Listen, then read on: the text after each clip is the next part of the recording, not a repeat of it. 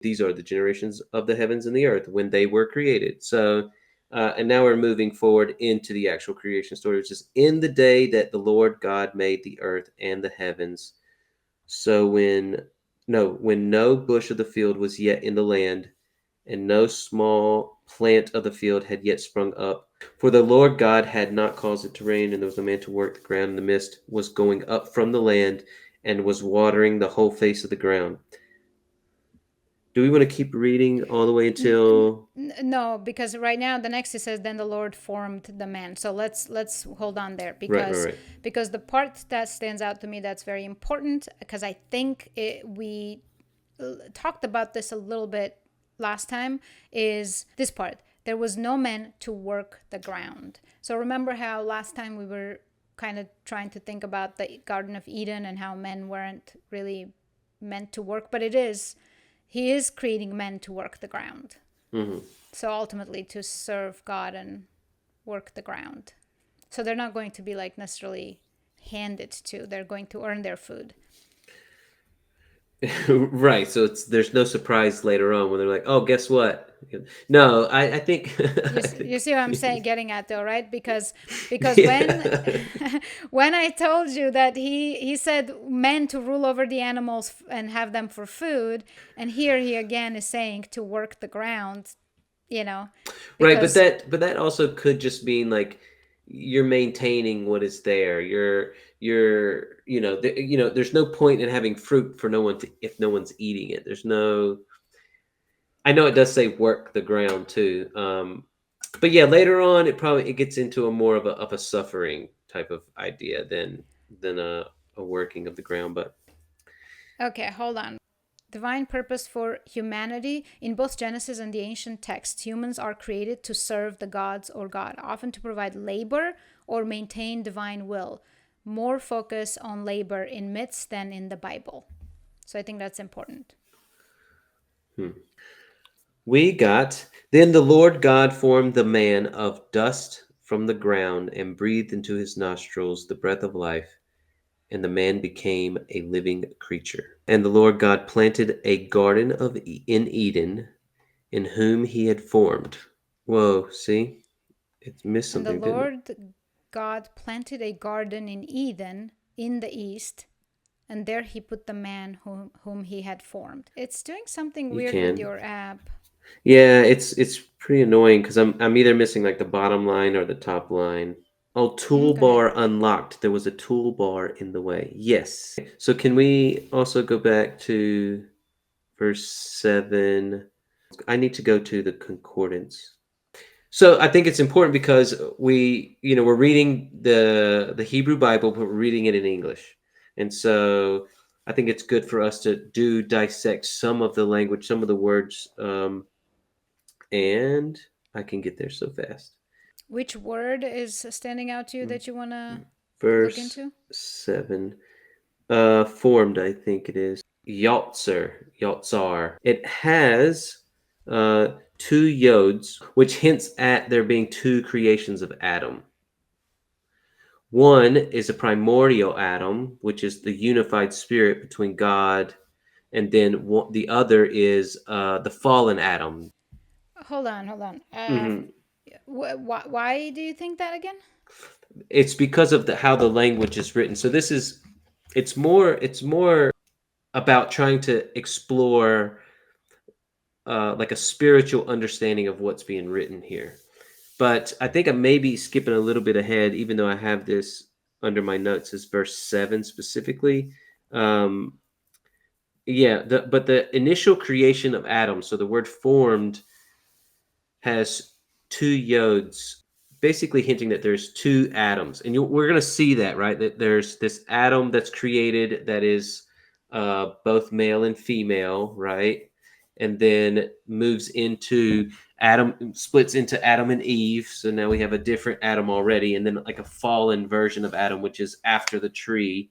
He eats of the fruit. Uh, So then he becomes the fallen Adam, which could be an understanding of like a same unified consciousness with God when initial creation, and then after the fall became like a split consciousness. I definitely don't see it I see it as a mythology of man's creation, which in mythologies God created, but then if you want to think how this could have happened in reality, this is why people go into some other theories like evolution. But in this right here, it says, "Then the Lord God formed the man." One, M-A-N, not M-E-N, M-A-N. Because there are times when it says man in plural, and sometimes similarly to when God refers to himself in plural sometimes, and sometimes in singular. So here it says man, of dust from the ground, and breathed into his nostrils the the breath of life, and the man became a living creature. So to me, from reading this, I'm thinking about one atom. Right, right, right. But But it's to you, it's speaking differently. To me, yeah, it's just one yeah, atom. but I don't necessarily mean two different atoms, like two different people. I just mean like an atom that was a different form than the atom that we read about and that has children and all of these things later on. This is after the exile from Eden. So Adam, Hmm. so I think that's why it's talking about like Adam was placed in the Garden of Eden, but the Garden of Eden, um, to me, seems like a spiritual place, like a consciousness state of consciousness, right? So there's this place where we can communicate directly with God, we can speak directly to God.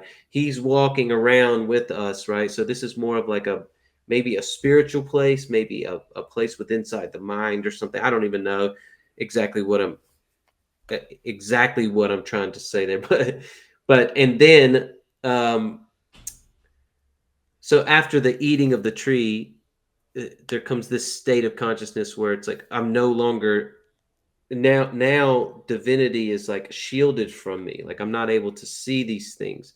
It's Okay, hard maybe to you are jumping ahead because right from that sentence, I'm not. I don't see any of that yet. So maybe we should keep reading, and then maybe it will come up. right. We should That probably get will, past the tree and maybe yeah. past Well, we this. We probably should should probably get just read the to. whole thing and then discuss it. We should definitely read to finalize the thought, the formation of Adam and Eve, Right, and then talk about it. Otherwise, we yeah, might yeah. there i might be think i something think very i'm important right next sentence that you right. know I'm trying to jump the gun a bit, but yeah, I exactly. need to talk about that. We need to read the whole thing, I think. Yeah. Yeah. So basically, God has created man, put him in the Garden of Eden, and the Lord God planted a garden in Eden in the east, and there he put the man whom he had formed. And out of the ground the Lord God made to spring up every tree that is pleasant to the sight and good for food. The tree of life was in the midst of the garden, and the tree of the knowledge of good and evil. A river flowed out of Eden to water the garden, and there it divided and became four rivers. The name of the first is Pishon. It is the one that flowed around the whole land of Havilah. Mm-hmm. Havilah? I don't even know if I've ever It's heard okay. the A lot name of of. the names we're gonna get wrong with the pronunciation. I know I will. Well, I just every translation has a different. Yeah. Okay, where there is gold, and the gold of that land is good. Looks like bdellium and onyx stone are there. The name of the second river is Gihon. It is the one that flowed around the whole land of Cush. And the name of the third river is the Tigris, which flows east Tigris. of Yeah. Assyria. And the fourth river is Euphrates. Mm-hmm. And the Lord God took the man and put him in the Garden of Eden to work it and keep it. And the Lord God commanded the man, saying, You may surely eat of every tree of the garden, but of the tree of the knowledge of good and evil you shall not eat. For in the day that you eat of it, shall you surely die. Then the Lord God Shall surely die. shall surely die. Of it you shall surely die. Mm-hmm. Then the Lord God said, It is not good that the man should be alone. We'll make him a helper fit for him. So I also find this important that he gives instruction to Adam, like, "Hey, don't touch those two trees. Okay, now I'm going to give you this woman, so now you have to tell her." I mean, that's very true. But this is very interesting. I'm actually going to post a map, ancient map that was drawn from, I want to say, 1500s, even though that's not that ancient, but from dawn of time. Like, there were a lot of maps people drawing for Garden of Eden. And the reason why I don't go too far, because this is describing a very specific region, like the oldest rivers that come and connect and so on and so forth. That's, and it says east, or east of east of Assyria, or out in the east. It's a location. It's specifically giving a location on the earth as we know it, because I can pinpoint that. That's why I Right. think my mind doesn't go to, To any other the areas. other areas. Right. Yeah. So okay, but so I the reason why I got on this whole thing is because and it did definitely have to do with some meditation and seeing things through meditation of things that I was already reading. A lot of it came in Revelation. Actually, was the first time that I ever started to like see an alternate interpretation.